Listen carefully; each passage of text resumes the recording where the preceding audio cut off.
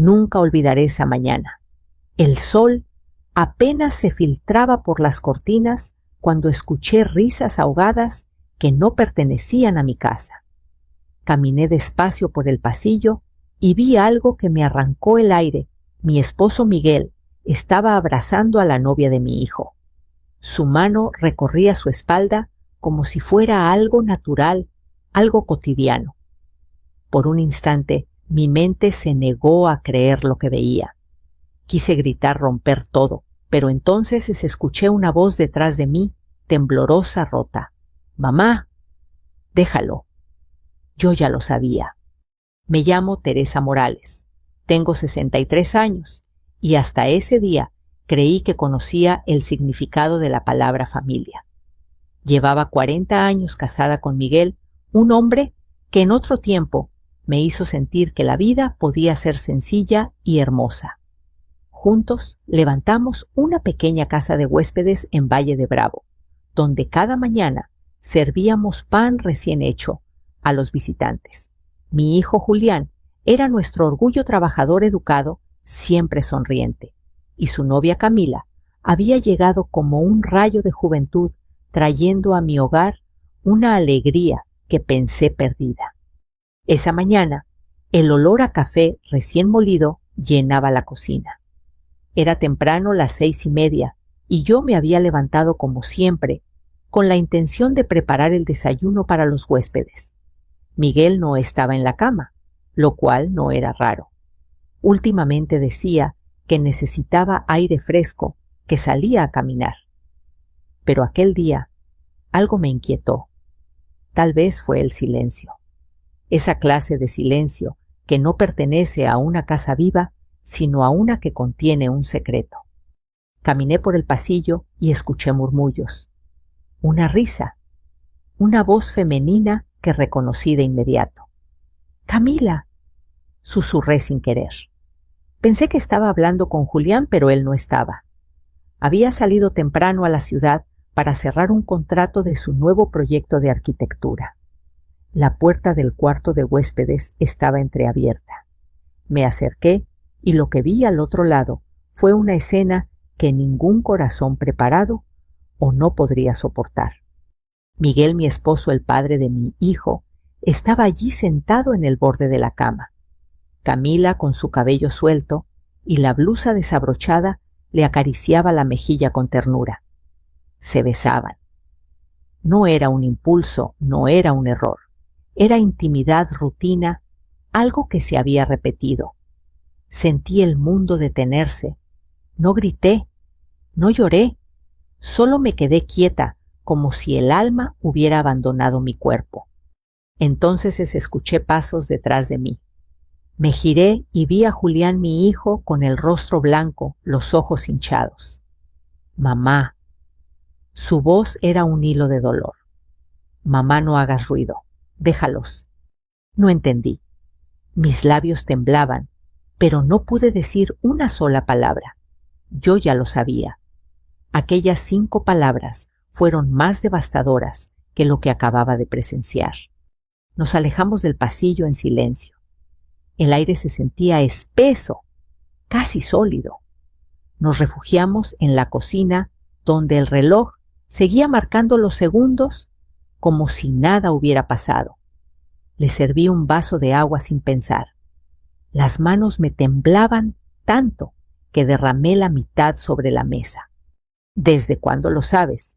Julián no respondió de inmediato.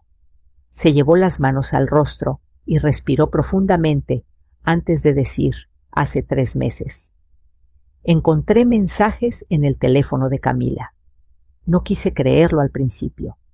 Pensé que era algún malentendido que mi padre no sería capaz. Las palabras se le rompían en la garganta, pero lo era mamá, lo es. Me quedé mirándolo, intentando reconocer en su rostro al niño que alguna vez cargué entre mis brazos. Lo que vi fue a un hombre roto luchando por mantenerse de pie. «¿Por qué no me lo dijiste antes?», pregunté con voz apenas audible. «Porque pensé que se detendría, que era un error pasajero. Pero luego vi que ella lo buscaba, que él la miraba de una forma que nunca me había mirado a mí. Me prometí no arruinar tu paz, mamá. Pensé que podría soportarlo hasta que me casara con ella y olvidarlo. Sus palabras eran cuchillos que abrían heridas nuevas. Lo abracé. No lloramos, solo permanecimos así, dos almas atrapadas en el mismo dolor, el mismo absurdo. El aroma del pan quemado en el horno nos devolvió a la realidad. Corrí a apagarlo, pero el humo ya empezaba a llenar la cocina. Mientras abría las ventanas, vi mi reflejo en el vidrio. Mi cara parecía la de otra mujer envejecida en cuestión de minutos. Pensé en Miguel, en cómo había cambiado en los últimos años, en cómo su sonrisa se volvió más distante, su mirada más evasiva. Lo había atribuido al cansancio, a los negocios, a los años. Nunca imaginé que detrás de esa distancia se escondía una traición. Julián se levantó y dijo con una serenidad que me asustó: «Mamá, necesito que me escuches. Hay algo más. No es solo una aventura. Ellos están planeando algo». ¿Planeando qué? Algo que tiene que ver con la casa, con el terreno, con todo lo que ustedes construyeron juntos. Encontré papeles, documentos firmados con tu nombre, pero no eras tú quien los firmó. El corazón me dio un vuelco. ¿Estás diciendo que tu padre falsificó mi firma? Sí. ¿Y Camila lo ayudó? En ese instante, el dolor se mezcló con una rabia tan intensa que me hizo olvidar el temblor. Me aferré al borde de la mesa para no caer. Vamos a enfrentarlos. No, mamá, dijo Julián rápidamente, sosteniéndome por los hombros. No aún. Necesitamos pruebas. Si hacemos algo sin estar seguros, perderemos todo. El reloj marcó las 8. Los huéspedes empezaban a bajar para el desayuno, ajenos al drama que se desataba en el corazón de esa casa. Respiré hondo, limpié mis lágrimas y me obligué a sonreír. La vida debía continuar, al menos por ahora. Pero en mi interior algo había muerto. Y algo nuevo, una fuerza fría y decidida, acababa de nacer. La noche después del descubrimiento fue una de las más largas de mi vida. No pude dormir. El sonido del viento golpeando las ventanas se mezclaba con el eco de las palabras de Julián. No es solo una aventura. Cada vez que cerraba los ojos, veía a Miguel y a Camila, entrelazados sus manos, recorriéndose como si el mundo entero les perteneciera. Pero lo que más me atormentaba no era la traición del cuerpo, sino la traición del alma, la de alguien que yo había amado toda una vida. A la mañana siguiente, Julián me pidió que no hiciera nada impulsivo. Necesitamos pruebas, mamá. No basta con lo que vimos. Su voz era firme, aunque sus ojos aún mostraban esa mezcla de tristeza y furia contenida. Durante el desayuno, Miguel se comportó como si nada hubiera pasado. Me saludó con un beso en la mejilla, preguntó por los huéspedes y hasta bromeó con Camila sobre el café. Ella fingía nervios de novia, con esa sonrisa calculada que ahora me parecía tan falsa como el oro barato. Yo apenas pude mantener la compostura. Me sentía un volcán a punto de estallar. Después de servir la comida, Julián me hizo una seña desde el patio. Lo seguí. Tenía en la mano una carpeta con papeles. Los encontré en su estudio, me dijo en voz baja. Están escondidos detrás de los libros de contabilidad. Abrí la carpeta con dedos temblorosos. Eran copias de escrituras facturas y un contrato de cesión de propiedad. En la última hoja vi mi nombre perfectamente escrito, pero no era mi firma. La T de Teresa tenía un trazo torcido que yo nunca hacía. Esto es una falsificación, murmuré. Julián asintió. Camila le consiguió un contacto en la empresa Grupo Zafiro. Supuestamente iban a invertir en un hotel artesanal usando nuestro terreno. Pero si se firmaba este documento, Ellos pasaban a tener la propiedad. Papá ya lo autorizó. Solo faltaba tu firma. Y como no la diste, la inventaron.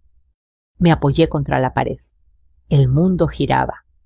¿Y cómo lo sabes? Porque encontré los correos. Ella se los enviaba desde una cuenta secundaria. Mira, sacó su celular. En la pantalla había mensajes entre Camila y un tal Lick. Prado de Zafiro Inversiones. Miguel ya tiene todo listo. Solo falta el visto bueno de su esposa. Perfecto. Si ella no firma, procedemos con la copia escaneada. Sentí una punzada en el pecho. La traición ya no era solo íntima, era económica, moral, histórica. No solo querían romperme el corazón, querían despojarme del trabajo de toda una vida. ¿Y qué podemos hacer?, pregunté con voz hueca. Necesitamos un abogado o alguien de confianza. No podemos enfrentar a Zafiro solos. Son poderosos y tienen contactos en todos lados. Pasé la mañana caminando por el taller, tocando los jarrones, los platos, las piezas que llevaban mi firma. Cada una representaba años de esfuerzo de quemaduras en las manos de sacrificios. Pensar que alguien, mi propio esposo, planeaba vender todo a espaldas mías, me revolvía el estómago. Al mediodía fui al estudio. Miguel estaba allí revisando unos papeles. Cuando me vio, sonrió. Todo bien, Tere. Le devolví la sonrisa más falsa de mi vida. Todo bien, Miguel. Solo venía a decirte que Julián quiere invitar al licenciado Barragán esta semana. Dice que puede ayudarnos con el papeleo del nuevo registro del negocio. Él levantó la vista sorprendido. ¿Barragán? ¿El que nos ayudó con la hipoteca él mismo? Ah, bueno. Sí, claro. No sospechó nada. Yo seguí sonriendo, mientras por dentro sentía que mi alma se partía en dos. Esa tarde, Julián llamó al licenciado Barragán, un hombre de voz grave y modales firmes que había trabajado con mi padre en los viejos tiempos. Cuando vino 3 días después, lo recibimos en el patio entre las macetas de geranios. Le contamos todo. Escuchó en silencio sin interrumpir hasta que terminamos. Luego dijo: señora Teresa, lo que me cuentan no es solo una infidelidad, es un delito. Si firmaron documentos falsos con su nombre, hablamos de falsificación y tentativa de fraude patrimonial. ¿Podemos detenerlo?, pregunté.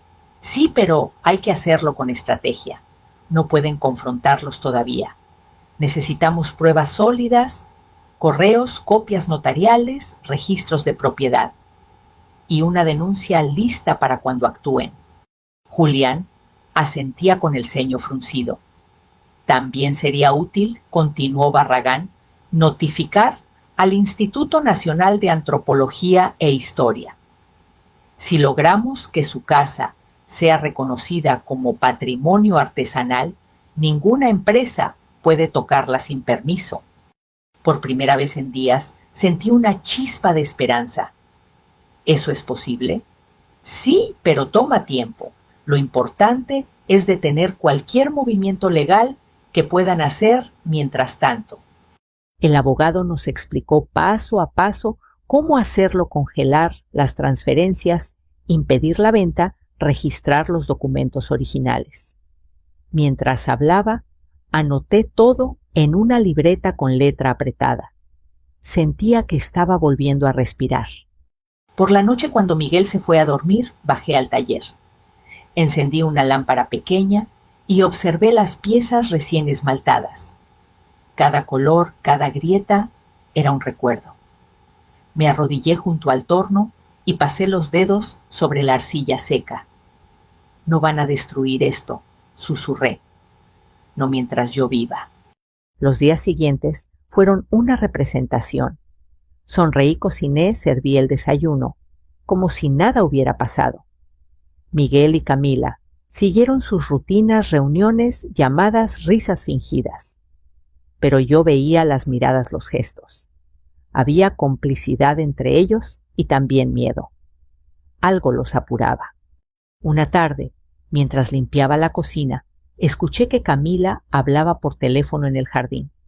Sí, él firmará la próxima semana. No, la señora no sospecha nada. Todo está bajo control. Me quedé quieta, con el trapo en la mano, conteniendo la respiración. Cuando terminó la llamada, entró sonriendo. Doña Teresa, ¿necesita ayuda con la cena? No, gracias, hija. Respondí con la serenidad de una actriz consumada. Ve a descansar, que el gran día se acerca. Esa noche anoté todo en mi cuaderno, hora, palabras, tono. Barragán nos había dicho que cada detalle podía servir. Julián instaló discretamente una cámara en el despacho detrás de un florero de barro. Si intentan mover o copiar documentos, quedará grabado. Dijo. No sabía si debía sentirme más madre o detective más esposa herida o guardiana de un legado. Lo único claro era que ya no podía retroceder. El amor había sido reemplazado por un propósito. A veces, cuando veía a Miguel dormido, recordaba al hombre que fue el que me recitaba poemas, el que bailaba conmigo en la feria. Pero ese hombre había desaparecido, reemplazado por uno que sonreía mientras planeaba mi ruina. Una noche, al apagar las luces, escuché el eco de mis propios pensamientos: si el amor no puede salvarnos, que al menos la verdad nos haga libres. Y así, con el corazón endurecido pero aún vivo, me prometí que la verdad saldría a la luz, sin importar el precio. Barragán llegó puntual, con esa puntualidad que se siente como un abrazo de autoridad. Traía una carpeta de cuero gastado y un olor discreto a loción antigua. Nos recibió con un apretón de manos firme, primero a mí, luego a Julián. En el patio, la bugambilia dejaba caer flores moradas sobre la mesa como si fueran pequeños sellos de tinta. Puse café de olla y un plato con pan dulce. Mis manos ya no temblaban como la primera noche. Ahora temblaba otra cosa, la ansiedad de hacer lo correcto sin derrumbar todo. Vamos a ordenar la casa por dentro antes de mostrarla por fuera, dijo el licenciado, abriendo la carpeta. Sacó un listado que parecía una lista de compras, pero de guerra, escrituras originales, copias certificadas, comprobantes de pago, predial, registro de la marca, de la casa de huéspedes, libretas de huéspedes, contratos con proveedores. La idea es cerrar todas las puertas por donde podrían colarse. Mientras más documentos tengamos a la mano, menos espacio habrá para mentiras. Le conté lo que vi en el pasillo, lo que escuché en el jardín, lo que sentía dentro del pecho cuando leí aquellos correos. Él asentía con la pluma apoyada en el labio inferior, como si puntuara mi dolor. La falsificación de su firma, dijo. Al final, es el corazón del asunto. Con eso justificaron ante terceros que usted autorizaba movimientos. Vamos a impugnar cualquier acto que se apoye en esa firma. Julián sacó del morral una memoria USB y la puso sobre la mesa. Aquí están los correos y los mensajes. También instalamos una cámara en el despacho. Si intentan mover los papeles, quedará grabado. Barragán nos miró como un maestro orgulloso de sus alumnos. Bien. Ahora los pasos. Uno, vamos a certificar todo lo que ya recabaron. Que no digan mañana que lo inventaron.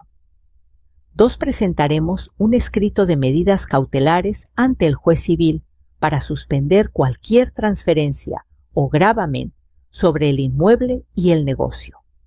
3, denuncia por falsificación y fraude en la Fiscalía. 4, un aviso al registro público de la propiedad para que anoten una advertencia. Es como un faro que dice: no se mueva nada aquí. 5, tocar la puerta del INAH. Si logramos que reconozcan valor cultural en su arquitectura y actividad a Grupo Zafiro, le costará el triple intentar meter una retroexcavadora. Respiré hondo. El vapor del café me humedeció los ojos. ¿Cuánto tiempo tomará todo esto, licenciado? El tiempo de la ley es más lento que el del corazón, dijo con una media sonrisa. Pero las medidas cautelares pueden salir muy pronto si el juez entiende el riesgo. Y lo entenderá. Esa misma tarde fuimos a su despacho en el centro. El edificio olía a papel guardado y a tinta. La secretaria, una mujer de lentes redondos y voz suave, nos pasó a la sala de firmas. Barragán fue metódico, hizo copias certificadas de cada documento fe de hechos, de los correos con perito informático, y preparó 3 escritos de urgencia. Yo firmé con la mano firme y una determinación que no recordaba en mí desde el nacimiento de Julián. Teresa, dijo él en confianza, cuando terminamos lo más difícil no es la ley. Es actuar normal mientras la ley camina. Necesitan seguir con la rutina, no confronten, no cambien horarios, sonrían si hace falta. Y esto es importante, sugieran posponer la boda por un motivo respetable, no dramático. Una tía enferma, un viaje de trabajo, lo que sea, ganen semanas. Esa noche, la casa olía a cloro y canela. Acomodé manteles limpios y copas relucientes como si preparar lo visible hiciera más fuerte lo invisible. Practiqué frente al espejo una sonrisa neutra de las que no dicen nada y lo dicen todo. Repetí en voz baja: tía Concha, una caída, Ciudad de México, reposo. Julián me escuchaba desde la puerta con los brazos cruzados. En sus ojos se mezclaban orgullo y pena. Al día siguiente, durante la comida, solté el anzuelo. Hijo, dije con naturalidad, me habló tu tía Concha. Se cayó en la escalera. Nada grave, pero necesita compañía. Pensaba que quizás pospongamos un par de semanas la boda para que pueda estar presente. Camila dejó la cuchara en el plato. El tintineo sonó como una campana de alarma. Posponer, preguntó con una sonrisa tensa. Pero todo está casi listo. Miguel carraspeó. Bueno, si es por Concha. Ya sabes cómo la quiere Teresa. No me parece descabellado. Solo 2 semanas, insistí, con voz amable, dándole un sorbo al agua de Jamaica.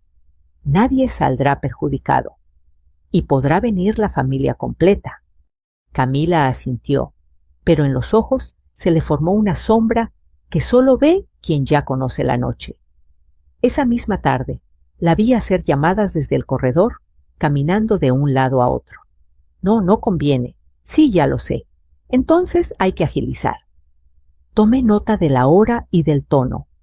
El viento traía olor a pino y a tormenta. El cielo se plegó en nubes como páginas grises. Al caer la tarde, Barragán nos avisó por teléfono: el juez admitió las cautelares. Mañana temprano se notifica al registro y a las partes. Nadie puede vender ni mover nada. Me senté en la cama y recé. No un rezo perfecto ni memorizado, sino una conversación torpe con Dios donde la palabra protege apareció más veces que mi propio nombre. La mañana siguiente comenzó con un detalle mínimo que me heló la sangre. Faltaba una libreta del archivo, la de reservas históricas, donde apuntaba a mano, desde hace 20 años, los nombres de huéspedes, los eventos, las fechas especiales. Era un objeto sin valor para cualquiera, pero para nosotros era la memoria viva del negocio. Fui al despacho y vi el florero de barro. Movido unos centímetros, la cámara había sido tocada reajustada, como si un gato curioso pasara por ahí. Julián revisó el video con audífonos. Sus hombros se tensaron. No fueron gatos.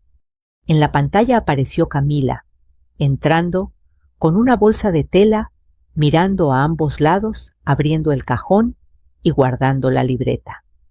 Después, otra toma Miguel, revisando la gaveta de abajo, sacando una carpeta, hojeando y devolviéndola con prisa. «Se están preparando», dijo Julián en un hilo de voz. ¿O están buscando algo que necesitan para cerrar su trato? Mandamos los clips a Barragán con un mensajero. La secretaria nos confirmó la recepción y la integración a la carpeta legal. Yo, mientras tanto, horneé galletas para unos huéspedes franceses que llegaban esa tarde. El azúcar derretido olía a casa e infancia, a un tiempo donde la palabra traición solo existía en los boleros. Por la noche Miguel me propuso salir a cenar a un restaurante al que íbamos cuando recién nos casamos. Hace mucho que no te invito. Tere dijo como si la nostalgia pudiera ser un puente sobre un abismo. Acepté. Barragán nos había advertido que si me intentaba sacar de la casa, seguramente significaría movimiento. El plan comenzaba a armarse solo como rompecabezas que cae en su sitio. Antes de salir, pasé por la cocina y toqué la mesa con la palma abierta como si bendijera la madera. ¡Resiste!, pensé hablándole a la casa. Resiste un día más. Esa noche, mientras subíamos al coche, sentí que el aire estaba cargado de electricidad.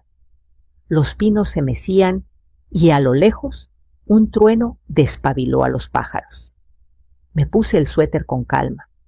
Yo no era la mujer que entró por aquel pasillo helada de miedo. Era otra, la que sostenía en silencio la línea que separa la mentira de la verdad. Lista, dije. Miguel sonrió creyendo que aún podía leerme. Encendió el motor. El parabrisas encuadró un cielo a punto de romperse. Y yo, por primera vez en mucho tiempo, me sentí preparada para la tormenta.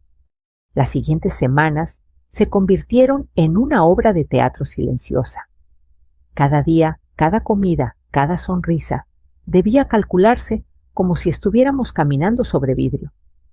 Miguel seguía actuando el papel de esposo amable y yo el de esposa confiada. Pero en mi interior, cada palabra suya me sonaba hueca como el eco en una vasija rota.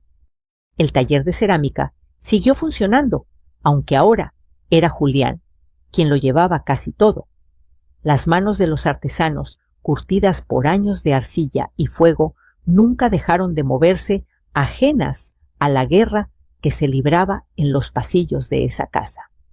El olor a barro húmedo se mezclaba con el de la traición, un aroma invisible que yo sentía en cada rincón. Camila iba y venía con sus carpetas y su sonrisa profesional. Decía que estaba organizando detalles del banquete, pero yo sabía que hablaba con más frecuencia con ese hombre del grupo Zafiro que con su propio prometido. No sabía qué me dolía más, verla tan tranquila o ver a mi hijo soportar su presencia día tras día. Una mañana, mientras preparaba café, escuché a Camila hablar en voz baja en la terraza. Sí, lo de la boda se retrasó, pero no hay problema, todo sigue igual. Él firmará pronto. Me escondí detrás de la cortina, apretando la taza hasta sentir el calor quemarme los dedos. En su tono había impaciencia, pero también miedo. Y el miedo, lo sabía bien, es el olor de quien está a punto de caer. Por la tarde llegó un hombre elegante en un coche negro. Decía ser el arquitecto Salcedo, enviado por Grupo Zafiro. Queremos evaluar el potencial del inmueble, explicó con una sonrisa pulida. Miguel lo recibió en el patio, como si todo fuera un proyecto legítimo. Yo fingí amabilidad. ¿Un café, ingeniero? Encantado, doña Teresa, respondió él. Mientras ellos caminaban por el taller, observando las piezas, noté cómo Camila lo seguía con una carpeta en mano tomando notas. Parecían turistas en un museo del que planeaban robar cada cuadro. Esa noche, cuando se fueron, Miguel estaba exultante. «Viste, Tere, esto podría cambiarlo todo. Nos ofrecerán una sociedad, un hotel boutique con galería, nuestro nombre, nuestra marca, reconocidos en todo México». Sonreí. ¿Y qué será de los trabajadores de la familia Salgado que lleva 3 generaciones aquí. Seguirán claro, solo que con nuevos inversionistas, nueva administración. Es progreso, Teresa. No te quedes en el pasado. Progreso. Esa palabra me sonó como una condena. En cuanto se fue a dormir, bajé al taller y me quedé observando los hornos encendidos, el fuego reflejado en las paredes. Pensé en mi padre, que había trabajado hasta el último día con sus manos llenas de barro. Pensé en mi madre, que decía, una casa sin fuego propio se enfría aunque esté llena de gente. Y entendí que el fuego que mantenía viva esa casa ahora debía ser el mío. Julián entró sin hacer ruido. ¿Qué hacemos ahora? Esperar, dije. Y observar. Ya se muestran impacientes. Pronto cometerán un error. El error llegó 3 días después.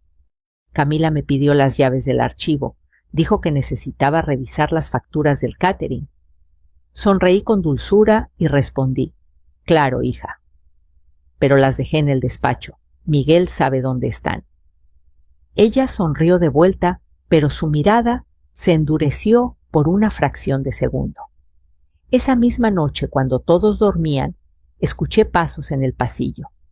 Me levanté en silencio, bajé descalza y desde la sombra del arco vi a Camila con una linterna en la mano. Abrió el cajón del escritorio, sacó una carpeta, la fotografió con el celular y volvió a colocarla. Luego revisó detrás del florero donde estaba la cámara. No la vio. A la mañana siguiente le conté a Julián.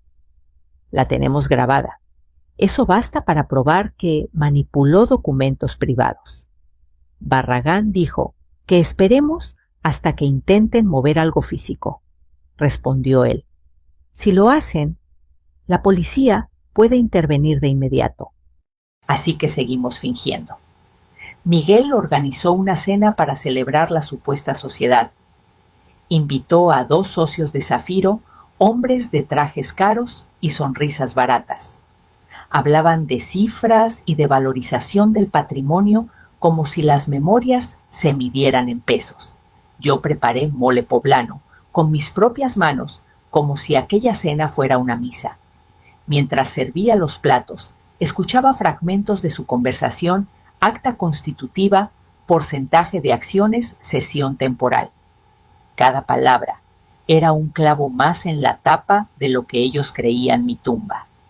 Durante el postre, uno de los socios brindó por las nuevas alianzas y el futuro de esta casa. Yo levanté mi copa. Por la verdad dije, nadie notó el filo en mi voz excepto Julián. Después de esa noche, la tensión se volvió insoportable. Miguel se mostraba cada vez más nervioso, evitando mi mirada. Camila, en cambio, parecía más decidida que nunca.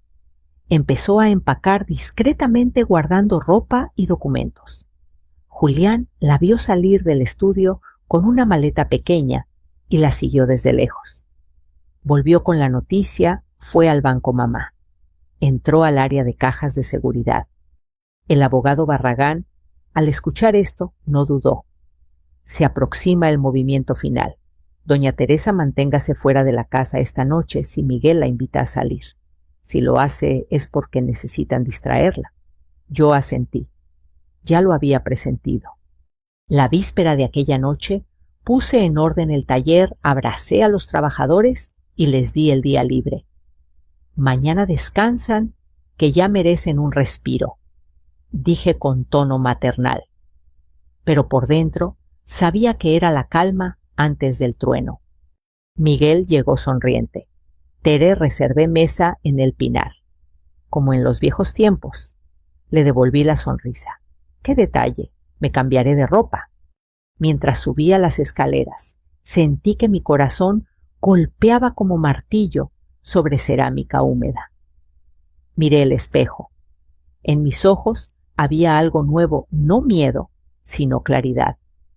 Si el destino quería un escenario, yo estaba lista para subir al último acto.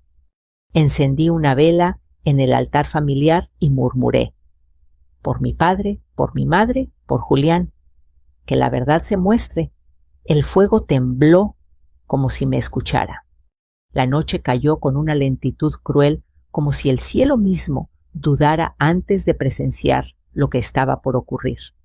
Las nubes bajas se apretaban sobre los techos de teja y el aire olía a tormenta y a barro. Miguel me ayudó a ponerme el abrigo y me ofreció el brazo. «Te ves hermosa, Tere», dijo con esa voz que una vez me hizo temblar de amor. Pero ahora no sentí nada, solo un frío distinto, el de quien ha aprendido a mirar al enemigo a los ojos sin pestañear. Mientras avanzábamos en el coche hacia el restaurante El Pinar, miraba por la ventana los faroles encendidos, las calles mojadas por la llovizna. Todo se veía borroso como un cuadro sin marco. Yo sabía que en ese mismo momento Julián estaba en casa siguiendo las instrucciones del licenciado Barragán, esperar a que ellos actuaran, grabar todo y llamar a la policía en el instante justo. El restaurante estaba medio vacío, con un pianista solitario tocando boleros antiguos. Miguel pidió vino. «Brindemos, Tere, por nosotros». Levanté la copa y lo miré con calma. «¿Por nosotros o por tus nuevos socios?» Su mano tembló apenas. «¿Qué quieres decir? ¿Que últimamente hablas más con inversionistas que conmigo?» Sonrió con el encanto de siempre. «Es por nuestro futuro, por asegurar algo mejor». «¿Mejor para quién?» El pianista cambió de melodía. «Sabor a mí». El cristal de mi copa reflejaba su rostro, el de un hombre cansado con miedo.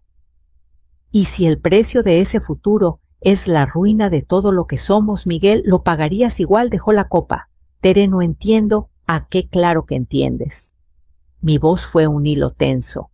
«Entiendes cada papel que firmaste, cada mentira que le dijiste a nuestro hijo, cada beso que diste a esa mujer en la habitación donde yo guardo los recuerdos de mi madre». Por un instante el mundo se quedó quieto. Ni el piano sonó, solo la lluvia golpeando los ventanales. Miguel se recargó hacia atrás, el rostro desencajado. «¿Quién te dijo eso? Importa, lo sé todo. Sé de Grupo Zafiro, sé de los documentos falsificados, sé de Camila y de tu intento de vender nuestra casa». Me observó mudo, sin poder negar. «Solo quiero que me digas por qué», tardó en responder. «Porque estoy cansado, Tere, porque tú y Julián no me necesitan, porque todo esto es tuyo, de tu familia. Yo solo soy un nombre en los papeles. Quise algo mío, un último éxito antes de morir. Aunque ese éxito fuera robarme, bajó la cabeza. Nunca quise hacerte daño. Entonces no entiendes lo que has hecho. Porque lo hiciste todo». Un trueno sacudió el restaurante. Aproveché el estruendo para mirar el reloj. 8:47 p.m. Sabía que si el plan seguía su curso a esa hora, Camila estaría en la casa moviendo los documentos. Barragán y 2 agentes esperaban fuera listos para intervenir cuando Julián confirmara la entrada. Miguel me observó con desconcierto. «¿Por qué sonríes?» «Porque esta noche, Miguel, vas a entender lo que significa perder algo de verdad». Mi teléfono vibró discretamente. Era un mensaje corto de «Julián están aquí». Entraron al despacho. Sentí el pulso en los oídos. Tomé un trago de vino y me levanté con serenidad. «Tenemos que volver». «¿Qué pasa? Olvidé apagar el horno del taller». Él dudó. «Ahora sí, ahora». El trayecto de regreso fue un relámpago. La lluvia caía más fuerte. El limpiaparabrisas marcaba el ritmo del corazón. Miguel no dijo palabra. Yo tampoco. Sabía que esa sería nuestra última conversación, aunque no hiciera falta decirlo. Cuando doblamos la esquina, vi la casa iluminada más de lo normal. Había un coche negro estacionado frente al portón lateral. Mi garganta se cerró. «Detente», dije. Pero él aceleró. «¿Qué hiciste, Teresa?» «Lo que tú hiciste primero, defender lo mío». Apenas entramos, Julián salió al encuentro. «Mamá, qué bueno que llegaron», dijo en voz alta, mirando a Miguel con una calma helada. «Tenemos visitas». Camila apareció desde el fondo del pasillo empapada con una caja de documentos en los brazos. Detrás de ella, 2 hombres vestidos de negro intentaban cargar un par de moldes antiguos envueltos en lona. «¿Qué significa esto?», gritó Miguel. «Eso mismo iba a preguntar», respondí. El sonido de sirenas rompió el silencio. La puerta del portón se abrió y entraron los agentes acompañados de Barragán con una carpeta en la mano. «Buenas noches. Tenemos orden de asegurar el inmueble y detener la extracción de material histórico». Camila retrocedió. «¿No tienen derecho?». «Sí lo tenemos», contestó Barragán mostrando el documento. «Medidas cautelares emitidas por el juez civil. Todo intento de traslado de propiedad o material es ilegal». Los hombres soltaron los moldes. Julián dio un paso al frente y con una voz que nunca antes le había escuchado dijo: «Papá, basta». Todo terminó. Miguel miraba alrededor perdido, como si buscara una salida que ya no existía. «Camila, diles que no es cierto», suplicó. Ella no respondió. Su rostro se endureció, los labios apretados. Un agente le pidió abrir la caja. Dentro estaban las copias de los documentos, las escrituras falsas y la libreta de reservas que había desaparecido días atrás. «Esa libreta», dije despacio, «tiene mi vida escrita. Y tú querías borrarla». Camila se encogió de hombros fría. «No fue idea mía». Miguel dio un paso hacia ella. «¿Mentira? ¿Entonces confiesas?», interrumpió Barragán sacando el teléfono. «Todo está grabado». Miguel hundió el rostro entre las manos. Camila gritó al ser esposada, insultando a todos. Los agentes la sacaron entre flashes de cámaras de vecinos curiosos. El trueno final retumbó sobre el taller y la lluvia se volvió torrencial. Julián se acercó y me tomó de la mano. «Ya está, mamá. Ya pasó». Pero yo no podía llorar. Miré el fuego del horno aún encendido. Las llamas bailaban como si celebraran en silencio. Barragán firmó el acta provisional. El inmueble queda asegurado. Mañana mismo interpondremos la denuncia penal. Asentí agradecida. Cuando se fueron todos, la casa quedó muda. Miguel se sentó en la mesa del taller empapado, derrotado. Teresa murmuró: «¿Me odias?». No respondí con voz baja. «Solo te veo por lo que eres». Y eso, Miguel, es castigo suficiente. La vela del altar aún ardía, su luz temblorosa, bañando el rostro de mi hijo, del hombre en que se había convertido. Esa noche no dormimos. Escuchamos la lluvia hasta el amanecer en silencio, mientras el fuego del horno secaba las lágrimas que ya no teníamos. El amanecer llegó sin canto de pájaros, solo con el rumor de la lluvia que aún caía sobre los tejados. El patio olía a tierra lavada y a leña mojada. Caminé descalza entre los charcos, sintiendo el barro frío bajo mis pies, como si necesitara tocar la herida para creer que seguía viva. Dentro de la casa, el silencio era distinto, no el silencio de la culpa, sino el de algo que por fin se había roto y no debía repararse. Miguel dormía en la silla del taller exhausto. La policía se lo había llevado a declarar de madrugada, pero Barragán pidió que lo liberaran mientras se definía su situación. «No puede huir», había dicho el licenciado, «y su cooperación puede ser útil». Yo no supe si agradecerlo o maldecirlo. Lo miré dormir con la cabeza caída sobre el pecho. Aquel hombre, que durante 40 años compartió mi mesa y mi cama, ahora era un desconocido. El tiempo lo había desgastado, como el agua gasta la piedra sin ruido, sin prisa, hasta borrar toda forma. Julián entró en silencio con 2 tazas de café. Me ofreció una y se sentó frente a mí. Tenía los ojos rojos, pero no de cansancio, sino de decepción. ¿Sabes qué fue lo más difícil de todo?, me dijo. Dar el aviso. Oír a mi propio padre ser esposado. Sentirme culpable por hacer lo correcto. Le toqué la mano. Hijo, la justicia no siempre se siente bien, pero es lo único que nos deja dormir tranquilos. ¿Crees que pueda perdonarlo algún día, tal vez? Pero no ahora.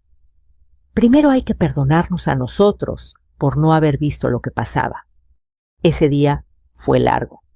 Llegaron funcionarios del registro público, agentes del INAH, periodistas curiosos. Barragán coordinaba todo con precisión quirúrgica. Se levantaron actas, se cerraron accesos, se tomaron fotografías. El nombre Grupo Zafiro quedó manchado en titulares locales. Las pruebas eran demasiado claras: falsificación de documentos, intento de fraude, uso de identidad. Por la tarde recibimos la confirmación. El juez ordenó la nulidad de todo contrato firmado con la empresa. La propiedad volvía oficialmente a mi nombre. Cuando Barragán me dio la noticia, sus ojos se suavizaron. Doña Teresa, la tormenta ya pasó. Pero sé que no se siente como victoria. No respondí. Es justicia, no alegría. Y eso ya es mucho, añadió él, antes de despedirse con una reverencia que solo tienen los hombres que han visto demasiadas batallas. La prensa dejó de venir a los pocos días. Los vecinos, que al principio cuchicheaban, empezaron a acercarse con afecto. «¡Qué valiente, doña Tere!», decían algunos. Pocos hubieran tenido el temple. Yo sonreía, pero por dentro sentía un cansancio profundo de esos que no se quitan con dormir. Una semana después recibí una carta. El sobre era simple, sin remitente, pero reconocí la letra. Teresa, no hay palabras que puedan limpiar lo que hice, ni cárcel ni absolución. Solo quería pedirte que no me recuerdes como el hombre del último año, sino como el que una vez trabajó contigo, el que se ensuciaba las manos en el barro. No busco perdón, solo comprensión. Estoy cooperando con las autoridades, contaré todo. Cuida a Julián. Él sí merece todo lo que yo soñé. La firmaba Miguel. Leí la carta varias veces. No lloré. En el fondo comprendí que cada línea era su manera de rendirse. Guardé la hoja en el cajón del altar familiar, junto a una foto antigua, donde estábamos jóvenes riendo frente al horno nuevo que acabábamos de comprar. Esa foto ya no me dolía. Solo me recordaba que alguna vez hubo amor y que ese amor, aunque traicionado, también formó parte de mi historia. Los días comenzaron a parecerse otra vez. El taller reabrió. Los trabajadores regresaron con cautela, sin preguntar demasiado. Julián retomó sus proyectos, aunque con una mirada más seria.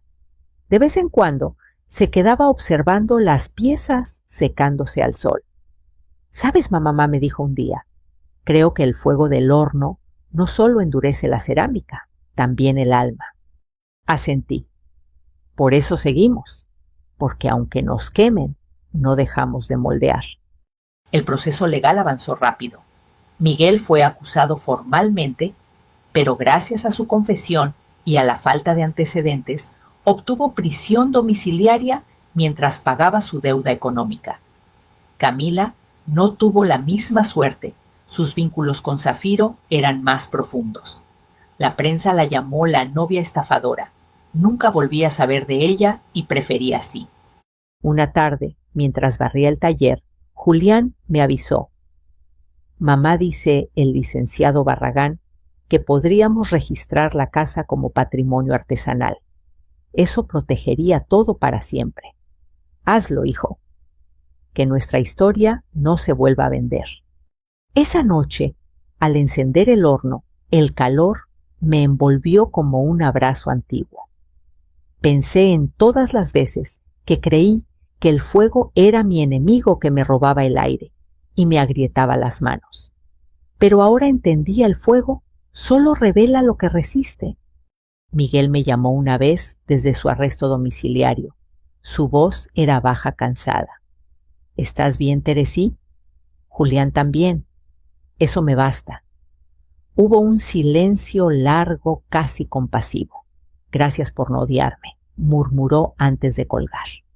No supe si quería decir adiós o simplemente confirmar que aún existía.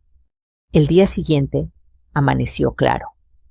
El cielo de Puebla tenía ese azul limpio que solo aparece después de las tormentas. Barrí el patio, regué las plantas y luego me senté frente al horno a ver cómo el humo ascendía lento, dibujando espirales en el aire. Pensé en el perdón, no como un regalo para quien hizo daño, sino como una medicina para quien lo carga.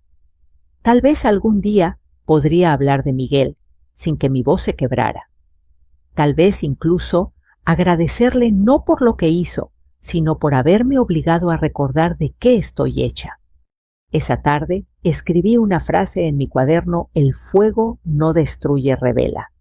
La subrayé 3 veces. Julián entró con una sonrisa tenue. Mamá, llegaron nuevos pedidos. Parece que la gente quiere más piezas firmadas con tu nombre. Entonces habrá que trabajar el doble, respondí levantándome. Que la vida no se detenga. El horno volvió a rugir y por primera vez en meses el sonido me pareció música. Ha pasado 1 año desde aquella noche. 1 año desde que la lluvia limpió más que el patio limpió mi alma. El taller, nuestra vieja casa de huéspedes, ya no huele a tristeza. Ahora huele a vida, a barro fresco, a pintura, a pan dulce en las mañanas. Los trabajadores regresaron con su risa habitual. Y en cada esquina, entre los hornos y las piezas de Talavera, se respira algo nuevo, paz. Cada día amanece con la misma rutina, pero nada es igual. Julián, mi hijo, se ha convertido en un hombre más sereno. Sus manos, que antes solo diseñaban planos, ahora moldean arcilla conmigo. Dice que en el barro encuentra la calma que la arquitectura no le dio. Y yo, al verlo inclinarse sobre el torno, siento que la historia se repite, pero mejorada, purificada por el fuego. El taller ahora lleva otro nombre, Taller Morales, Raíces de Fuego. Julián lo registró oficialmente y me hizo firmar como cofundadora. No quiero que tu nombre vuelva a desaparecer de ningún papel. Mamá me dijo y casi no pude hablar del nudo en la garganta. En el primer aniversario de la reapertura, organizamos una pequeña exposición. Vinieron vecinos, clientes, estudiantes de arte. Barragán también llegó con su elegancia discreta y su sonrisa tranquila. ¿Ve, doña Teresa?, dijo levantando una taza de Talavera. El barro se quiebra, pero cuando se quema bien, nunca se olvida. Asentí. Así pasa con las personas, licenciado. Algunos se rompen y se quedan en pedazos. Otros se rompen y se vuelven más fuertes. Él brindó conmigo en silencio respetuoso. La exposición fue un éxito. Vino incluso un representante del AINE, quien anunció oficialmente la declaratoria de patrimonio artesanal. El público aplaudió. Yo sentí un nudo en el pecho, pero esta vez no de dolor, sino de orgullo. El mismo suelo que intentaron vender ahora estaba protegido por ley. Y por amor. Esa noche, después de que todos se fueron, el patio quedó en penumbra. Las luces de las farolas se reflejaban en los mosaicos húmedos. Me quedé sola un rato, escuchando los grillos y el leve silbido del horno apagándose. Sobre la mesa quedaba una caja con papeles, catálogos y una carpeta sin abrir. En la portada decía Registro de Arte Popular, Ministerio de Cultura. Dentro había una carta oficial firmada reconociendo al taller como símbolo de resiliencia y legado cultural. Sonreí. A veces la vida tiene su propia justicia poética. Miguel, mi esposo, vive ahora en una pequeña casa de campo, cumpliendo su condena domiciliaria. Me escribe de vez en cuando cartas breves, sin adornos. No siempre las leo de inmediato. Algunas las dejo semanas sobre la mesa hasta que mi corazón está listo. La última decía: Tere, vi tu foto en el periódico. El taller se ve hermoso. Tal vez algún día te pida visitar el horno una vez más solo para sentir el calor que perdí. No quiero que me perdones, solo quiero saber que aún te queda un poco de fe en mí. No respondí, pero esa noche encendí una vela frente a su foto y murmuré: ya no te odio. Tal vez eso de alguna forma le llegó. Una mañana de junio, Julián me despertó temprano. Mamá, ven, tienes que ver esto. En el patio había un grupo de jóvenes estudiantes risueños tomando notas. Son del Instituto de Artesanías, me explicó. Quieren aprender tu técnica del esmaltado. Dicen que no se enseña en ninguna escuela.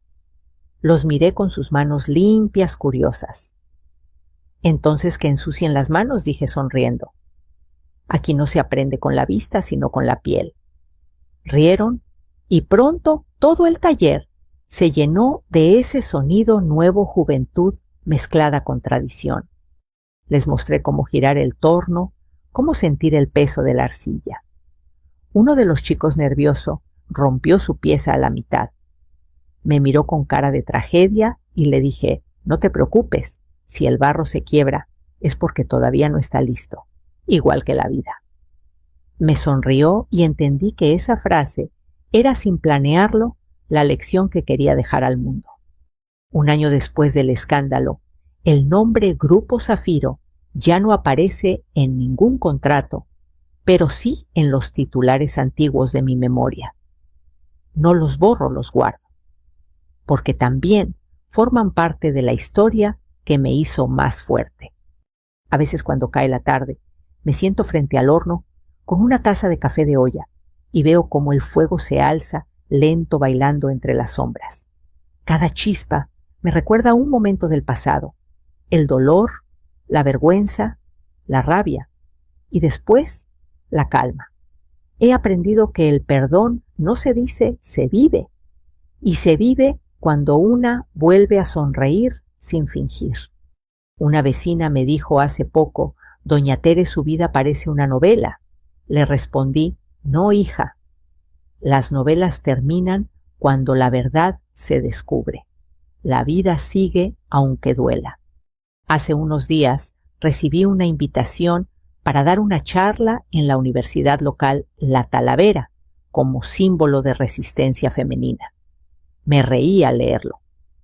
Si hace 2 años alguien me hubiera dicho que mi dolor se convertiría en inspiración, no lo habría creído. Pero así es, el fuego lo quema todo y aún así deja luz. En el cierre de aquella conferencia, me paré frente a los estudiantes y les dije: lo que pasó en mi casa no fue solo una traición, fue una prueba. El barro, cuando se rompe, puede volver a moldearse. Lo importante es tener el valor de meter las manos otra vez en el fuego. Los aplausos sonaron como olas. Y por primera vez desde aquella noche sentí que realmente había salido del otro lado. Cuando termina el día y todos se van, cierro las puertas del taller y camino por el pasillo donde hace 1 año vi lo que nunca debí ver. Ahora ese lugar ya no duele. Allí colgué una placa nueva de cobre bruñido con una frase grabada: nada se pierde cuando el alma sigue creando. Toco la placa cada noche antes de dormir como un recordatorio de que sobreviví, de que mi historia no terminó en la traición, sino en la reconstrucción. Camino hasta el altar familiar, enciendo una vela y dejo que el reflejo baile sobre las fotos de mis padres. A su lado, una nueva foto, Julián y yo, cubiertos de arcilla, riendo. Lo logramos, susurro. Si esta historia te llegó al corazón, quiero invitarte a reflexionar conmigo. ¿Alguna vez el fuego de la vida te rompió, pero también te hizo más fuerte? Cuéntamelo en los comentarios. Quiero leer tu historia. Y si como yo crees que siempre hay una segunda oportunidad para renacer, suscríbete a este canal. Cada semana compartimos historias de mujeres y hombres que transformaron su dolor en arte, su caída en fuerza. Porque juntos seguimos encendiendo el fuego de las historias que merecen contarse. Gracias por escuchar. Nos vemos en el próximo relato.